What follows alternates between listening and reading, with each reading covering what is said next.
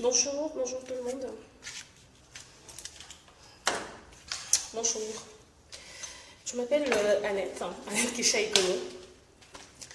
Aujourd'hui, j'ai décidé, on va dire, de briser le silence et de parler d'un problème personnel que je porte depuis aujourd'hui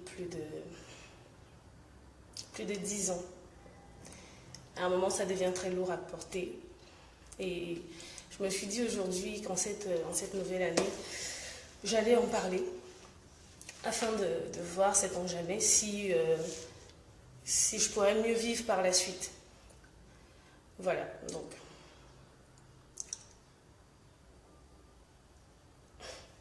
Ça fait bizarre, ça fait tout drôle, mais bon, puisque j'ai décidé d'en parler, je vais en parler. Donc.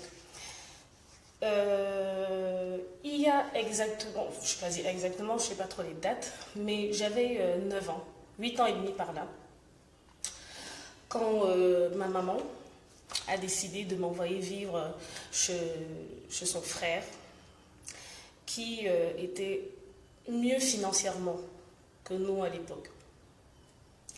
Bon, j'étais la dernière née d'une famille de 6, et puis c'était pas trop ça à la maison, donc ma maman a décidé de m'envoyer vivre chez son frère qui avait sollicité ma présence chez lui, quoi. Et qui était mieux financièrement que nous. C'est donc ainsi que je suis allée rester là-bas avec sa femme. Donc nous étions 3, sa femme et lui. Quelques mois plus tard, ma maman est décédée. Et en ce moment précisément, tout a basculé dans ma vie. Bon, c'est normal, après, quand ta maman meurt, rien ne sera plus jamais pareil. Donc. Et puis, je vais brûler les étapes pour ne pas être trop longue. Quand j'ai eu mes 11 ans par là, un jour, je me rappelle, mon oncle, qui travaillait en ce moment aux Nations Unies, est rentré dans le voyage avec plein de provisions.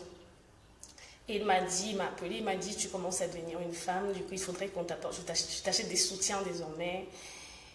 Et puis, tu fais quelle taille de soutien? Je lui ai dit, je ne sais pas, je ne savais pas. Il m'a dit, en tout cas, viens. Sa femme n'était pas là, elle était sortie à l'après-midi après qu'on ait mangé.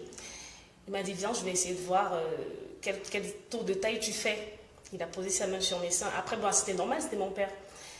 Et puis... Après, il m'a dit, perce-moi les boutons. Après, il m'a dit, masse-moi le dos. Et ainsi de suite. Il a commencé à me toucher de façon bizarre. Et personnellement, sincèrement, je ne comprenais pas grand-chose à ce qui se passait.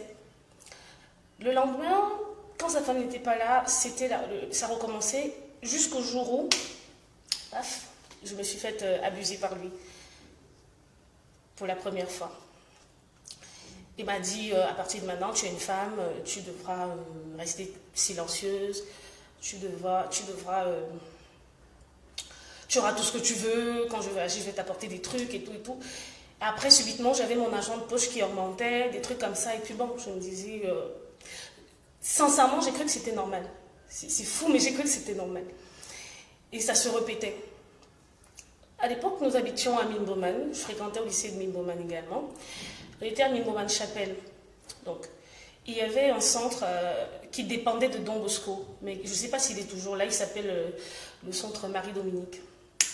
Et j'y allais constamment pour faire des activités de jeunes pendant les vacances. Et ces multiples viols se répétaient à chaque fois qu'il était là, au point où parfois il envoyait sa femme, il faisait des problèmes avec sa femme et partait, ou alors il la chassait carrément, ou alors elle voyageait, juste pour qu'on reste à deux à la maison. Et ça se répétait. Après, j'étais mal dans ma peau, j'étais un enfant, on va dire, traumatisé. Au centre Marie-Dominique où j'allais, un moniteur a remarqué que j'étais différente et il m'a appelé un jour avec insistance, il m'a posé des questions et j'ai craqué, je lui ai répondu, voilà, je lui ai dit finalement ce que je vivais à la maison comme traumatisme. Et puis là, il m'a demandé d'en parler avec ma tante.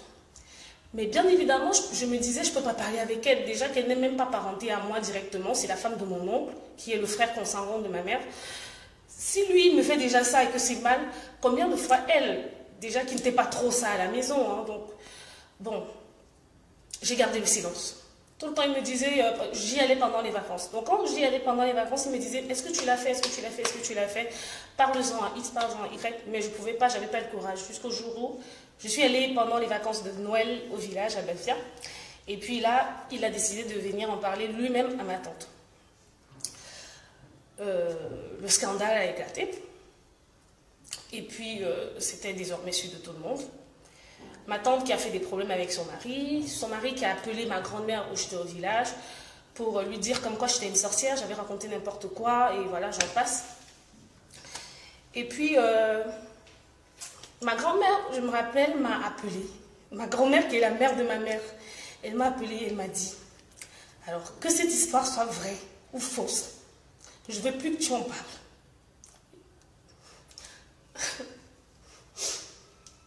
Donc, bref, je ne vais pas pleurer. Elle m'a dit que ce soit vrai ou faux, je ne veux plus que tu en parles. Et voilà, j'ai gardé ça en moi. Mes oncles, c'était... j'étais l'enfant maudite, quoi. J'ai vanté n'importe quoi sur mon oncle, d'après eux. Un de mes oncles m'a appelé, il m'a dit, je sais que c'est vrai ce que tu dis, tu ne pourrais pas mentir sur ça. Et puis, là, tu es seul face à tout le monde. Il a de l'argent parce que quand il venait, en fait, il rapportait des provisions à ma grand-mère, il donnait des paquets à tout le monde. Et puis, j'étais seule face à lui. Il m'a dit, ben, garde le silence, sincèrement, tu n'y peux rien. Je suis restée calme. Je ne suis plus rentrée chez lui. J'ai reçu par la suite mes vêtements par l'agence de voyage. Et j'étais la sorcière, en fait. Après, c'était des trucs du genre... oh, tu es une enfant maudite. C'était des injures du genre, tu couches avec tes oncles.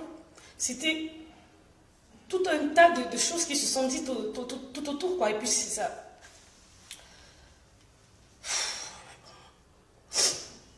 Je ne vais pas pleurer. J'ai décidé de ne plus pleurer. Donc, en fait, aujourd'hui, mon oncle en question...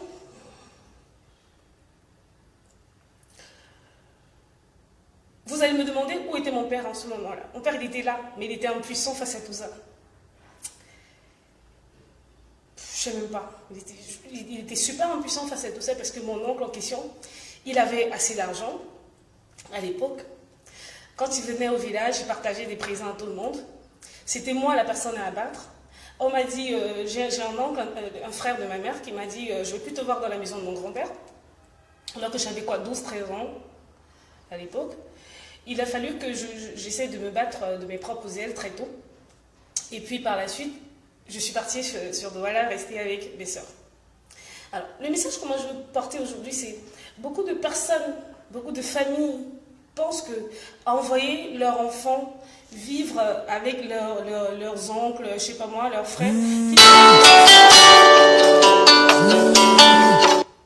qui sont plus aisés, serait offrir à leur enfant une meilleure vie. Mais non. Les enfants, ils comprennent.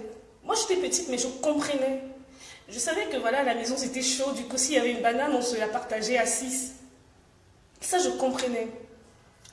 Je savais que mon papa n'était pas le plus riche du monde. Donc, peu importe si on souffrait ou pas, j'étais avec mes frères au monde. Mais là, j'ai été envoyée dans une maison où j'étais la fille unique, où je ne manquais de rien, je partais à l'école, j'avais de l'argent de poche et tout, mais où j'ai vécu les pires années de toute ma vie. Et le plus pire encore, le plus triste, hein, c'est que mes oncles, qui étaient les frères de ma mère, parce que le mec qui m'a abusé, lui, c'était le frère consanguin à ma mère. Mais mes oncles, qui étaient les frères de ma mère de sang, l'ont soutenu, m'ont prise pour la menteuse, m'ont prise pour l'idiote. Ma tante, qui est la sœur de ma mère, m'a dit un jour, tu couches avec tes oncles, tu pourrais même violer mon fils. Et puis, sincèrement, je trouve que c'est juste horrible, en fait, de faire vivre ça aux enfants. Aujourd'hui, je me suis dit, je vais briser le silence. Mon oncle, en fait, je ne sais pas si c'était sur Internet, mais plein de ses frères sont sur Internet. Ils sont amis avec moi. Aujourd'hui, quand ils me voient, ils sont fiers de dire, ça, c'est ma fille. Et bien moi, j'ai envie de vous dire, je ne suis pas votre fille, parce que quand j'étais petite et que j'avais besoin de vous, comme parents, vous ne m'avez pas soutenue. Je sais que vous allez regarder cette vidéo, vous allez dire à votre frère Mbagé, Jean-Paul, Bédian Jean-Paul, Vous allez lui dire que ce qu'il a fait n'était pas bien. Aujourd'hui, je suis grande. Je ne peux pas porter plainte parce que ce serait sa parole contre la mienne. On m'a dit il n'y a plus de preuves. Mais je pense que Dieu l'a déjà puni assez. Aujourd'hui, il approche la soixantaine, il n'a pas d'enfant. Je pense que c'est la pire des punitions que Dieu lui a réservées. Et je lui dis, aujourd'hui, il va regarder cette vidéo. Avant de mourir, tu viendras me demander pardon pour ce que tu m'as fait. Parce qu'en ce moment, c'était moi la méchante, c'était moi la folle, c'était moi qui inventais des choses.